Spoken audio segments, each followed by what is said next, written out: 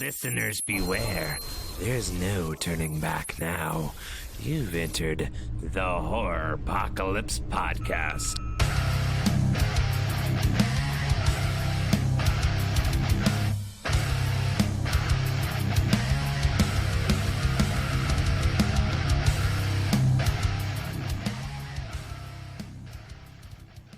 Hey, what's up, everybody? Welcome to a 5-minute review new on Shudder for Horror Apocalypse Podcast. If you're new, this is the first episode you're listening to. I believe this will be number 10, I believe. Every week I plan on doing Monday, Wednesday, and Friday, releasing a 5-minute review of a movie that's new on Shudder. If you're unfamiliar with Shudder, it is a fantastic application, basically. I'm sorry, I had a brain fart there. It's a fantastic app, kind of like Netflix or Hulu or something along those lines. You can get it on all your major networks, on your Apple, Android, Fire Stick, Roku devices. And it's all horror movies, sci-fi movies, action movies, documentaries about said subjects. It's really great, and it's less than $5 a month. So I'm working on getting an affiliate program, so stay close, because as soon as I get a link for you guys, I'll be able to get you your first month free, maybe first week free. I don't know what they're going to offer. I sent them the information. Hopefully we'll hear back from them soon. But 3 times a week you're going to hear about what's new on Shudder, and they're always bringing something new. Today, though, we will be talking about 1997's I Know What You Did Last Summer. Now, this movie, if you have not seen it, or you have been living under a rock, or some of you, like my brother, for example, may have only been a few years old when this came out, which makes me feel really, really friggin' old. But this movie is from October 1987, runs about an hour and 41 minutes. It's got a decent rating. IMDb, for example, I think it runs about a 5.7. It's not great Metacritic score, about 52. But, I mean, come on. It's got Sarah Michelle Gellar. It has Jennifer Love Hewitt. It has, I'm sure, some other people that have to go by 3 names. But the basic plot is there's a few friends, 4 friends. They're out kind of joyriding. They're enjoying their life. There's a tragic accident that happens. They think they've killed somebody. They bring the body down to the seaside. They're going to drop it into the bay and kind of let it go away. They're thinking this is going to make it disappear. And when they get them down on the dock, they find out that this particular person was actually still alive, and they panic and kick him into the water. And one of the girls, Sarah Michelle Gellar, her character, what was her name? Helen, I think.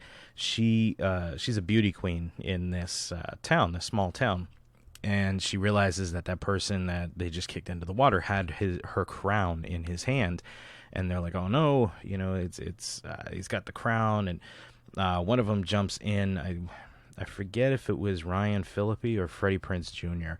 You had another 3-name person that jumps in after and gets the crown. I think it was Ryan Phillippe. But anyway, while he's down there retrieving the crown, the subject opens his eyes, and he panics and freaks out and goes back up to the dock. At that point, we skip forward. I want to say it was a year. We skip forward a year. Everybody's happy. Oh, everything's great. We killed somebody last summer. And that's when shit hits the fan. People start dying. They're being hunted by this hook-wielding maniac. And it's the stereotypical thing. It's who's the killer. He's carrying around a fishing hook in this fishing village, and they lead you down so many red herrings. At one point, you think it's Johnny Galecki, who I don't know what it is about Johnny Galecki. Every single time I see him, I forget that he was in that movie. National Lampoon's Christmas Vacation. Every time I see him, my wife actually has turned it into a joke. When I see him, I turn to her and go, "Oh shit, did you know Johnny Galecki was in this?" I did the same thing when I was watching this movie. I turned around, and at one point I kind of lost track, and I looked back at the screen real quick, and it was, oh shit, that's Johnny Galecki. And yeah, he's in this movie. but they lead you to believe that he's the killer, and that it's actually one of the four, and then it's this person, and then surprise at the end. I'm not going to ruin it for you, even though I tell everybody every time we're a spoiler-filled podcast, but sometimes I just need to hold back a little bit. But this time, they lead you down so many different twists and turns, and then it really wasn't that big of a payoff. I mean, it really wasn't anything that I'm going to tell you guys, oh my God, I didn't see that coming. And it's because it's almost next to impossible to see it coming. It's one of those so far out of left field that it's not even a surprise when it happens. You're just kind of, meh, oh well. And it's sad because, I mean, the book by Lois Duncan, I thought had a lot of potential. It was a great suspenseful thriller of a book, but it did not translate well to the movie. And I kind of blame Kevin Williamson, the screenplay writer, for that.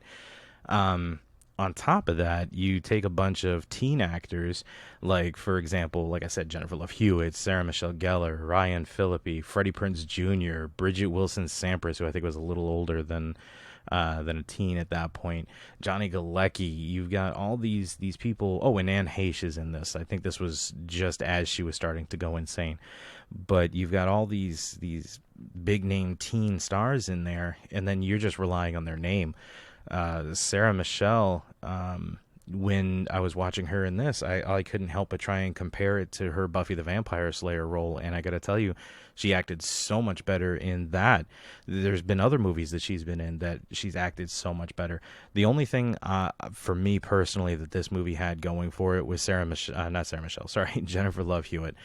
We all know she's absolutely adorable, but even in this, her acting was horrendous. I didn't feel for anybody in this movie except for Freddie Prinze Jr. I think he was the best. He was the staple in this particular movie, and that's sad for me to say because I was never a fan of him earlier when I was younger watching these movies 20 plus years ago. But all in all, it's a staple of 90s horror. It's very cookie cutter from 90s horror. So go into it expecting average. And that's going to reflect on my rating too. Out of average, I'm going to give it about a 2.5. Let's bump it up because I do like Jennifer Love Hewitt. We're going to go ahead and give this one a 3 out of 5. I mean, I'm going to go ahead and give this one a 3 out of 5. I do recommend watching it, but it's one of those things that you'll probably halfway through the movie end up on your cell phone or on your tablet or doing something and letting this just play in the background. But I do recommend it. And guys, thank you so much for listening to this episode. Check it out on Shudder. Don't forget, you can help us out. We still have that GoFundMe up. I think we're pretty much done, but every little bit of that will help. It allows us to pay for our subscriptions to things like Shudder so we can bring you new content. It allows us to get new equipment so we sound bigger and better. Like this episode is actually the first episode I believe I'm recording on our new piece of equipment that we were able to get thanks to your contributions over on Shudder. So little things like that. Not to mention, we got another little piece of equipment. Shut up! God damn, no need to be rude. But anyway, we got a new piece of equipment that allows us to do certain things like this. So, guys, I want to thank you so much. I look forward to bringing you your next episode, which I believe will be Wednesday. And I think we're going to go ahead and do that one as... God, I really want to talk about blood machines. But... We'll see what we're going to bring to you, but it's most likely going to be blood machines or something else. But anyway, guys, have a great one. Fuck this shit, I'm out. Fuck this shit, I'm out. No thanks, don't mind me. I'ma just grab my stuff and leave. Excuse me, please. Fuck this shit, I'm out. No. Fuck this shit, I'm out. Alright then. I don't know what the fuck just happened, but I don't really care. I'ma get the fuck up out of here. Fuck this shit, I'm out.